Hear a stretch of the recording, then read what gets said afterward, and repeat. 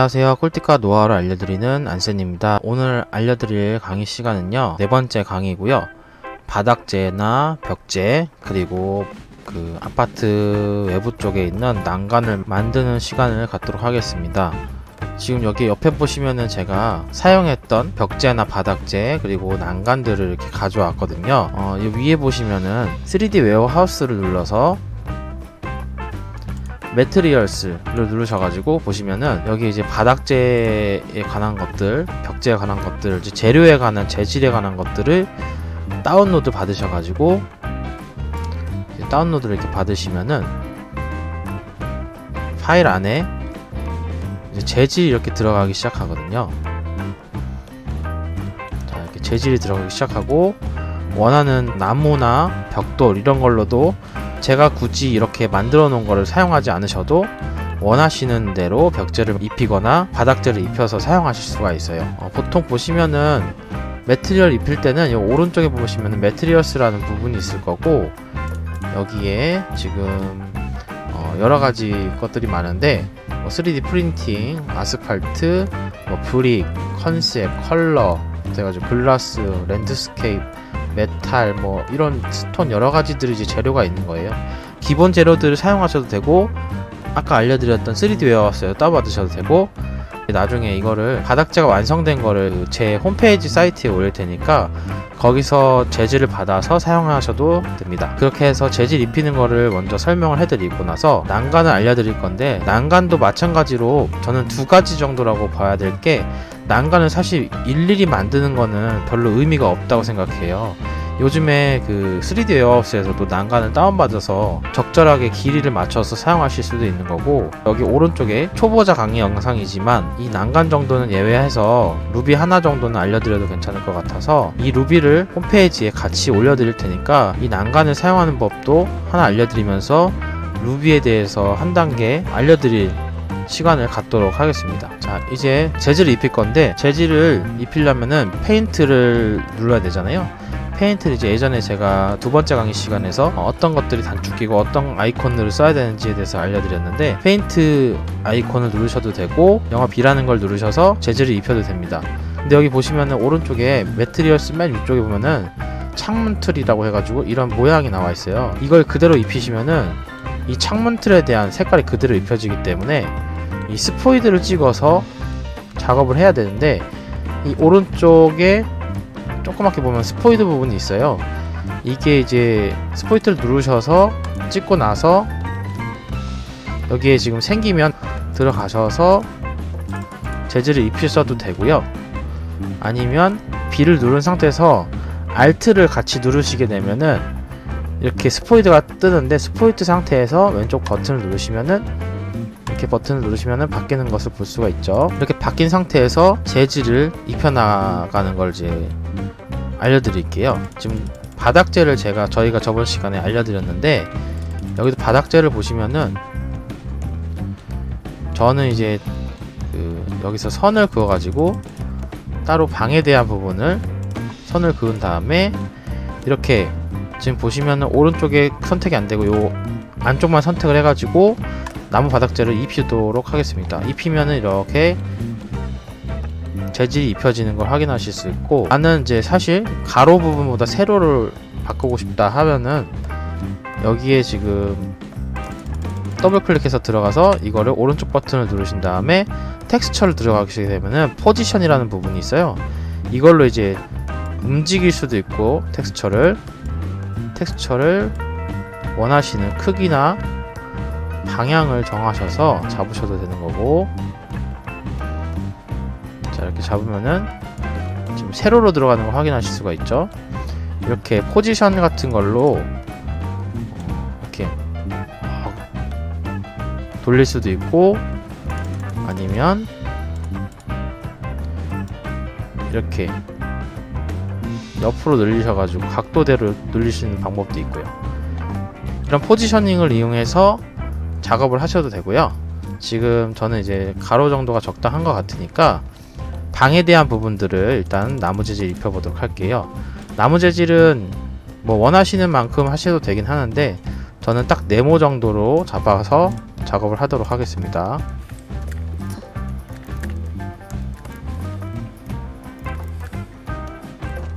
자, 나무 재질 다 입혔으면 거실에 대한 부분을 먼저 입히도록 하겠습니다. 여기는 대리석, 흰색 대리석을 제가 썼는데요. 그래서 보시면 흰색 대리석 어디까지 썼는지를 먼저 확인해 보고, 자, 이렇게 어자 모양으로 썼네요. 자, 들어가서 자, 이렇게 사용하시고, 지금 신발장 부분 같은 경우는 나중에 생각을 하셔야 되니까 신발장 부분까지는 선을 이렇게 남기셔서 작업을 하도록 하겠습니다. 보시면 시프트를 고정시켜서 이렇게 올라가는 방법이 있을 거고,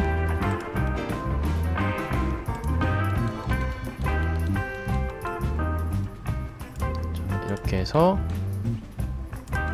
선을 둘러주면은 이렇게 선이 나눠져서 재질을 따로 입힐 수 있는 방법이 보이죠? 이렇게 해서 아까 스포이드로 Alt를 누른 상태에서 왼쪽 클릭하고 원하시는 만큼 영역을 정하신 다음에 됐다 싶을 때 페인트를 눌러서 클릭해주면은 적용이 됩니다. 그리고 지금 보시면, 가까이 보시면 아시겠지만 이게 지금 다운이 돼 있어요. 바닥이 다운돼 있고, 이게 보통 한 50이나 60 정도로 다운 시키는데, 그렇게 지금 현관 부분을 다운을 먼저 시키도록 하겠습니다.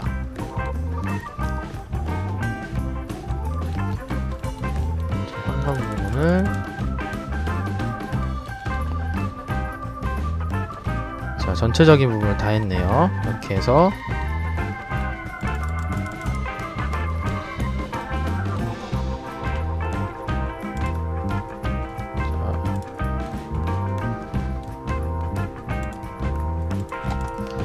현관 부분이 나눠지게 되면은 아까 돌 부분에 대한 것들을 사용해야 되기 때문에 Shift를 누르면서 돌 부분을 나눠주도록 하겠습니다.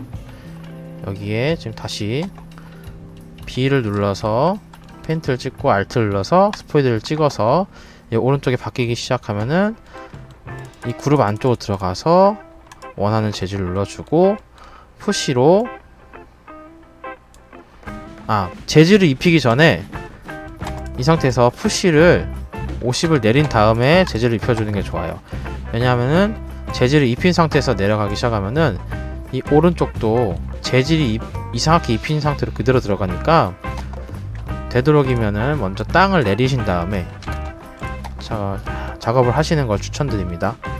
자, 이렇게 됐을 때 지금 여기에 현관에 이제 볼 바닥재를 또 사용할 거고, 사용하기 시작하면은 어느 정도 완성되는 걸 볼 수가 있어요. 자, 이렇게 했었을 때 재질을 입히시고, 그 다음에는 이제 화장실에 대한 바닥재를 들어 넣기 시작할 건데, 화장실 같은 경우도 마찬가지로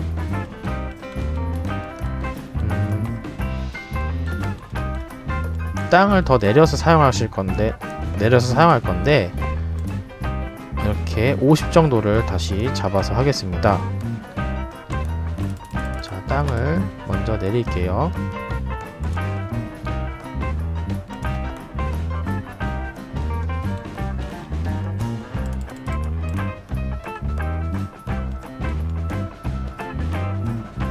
자, 회전을 시켜서 속도를 회전시키고, 자, 여기서 보시면은 여기까지는 줘야 작업이 될 것 같죠? 짚고 지우면 이제 선이 없어지면서 이렇게 되고, 아까 바닥재를 넣기 위해서 Alt로 스포이드를 찍은 다음에 푸시를 먼저 하고 50을, 그런 다음에 재질을 입혀 놓도록 하겠습니다. 이렇게 입히고 나서는 지금 바로 벽재를 들어갈 건데요. 벽재는 화장실 벽재 같은 걸 이제 또 스포이드를 찍은 다음에 자, 들어가서 벽재에다가 재질을 입혀 보도록 할게요.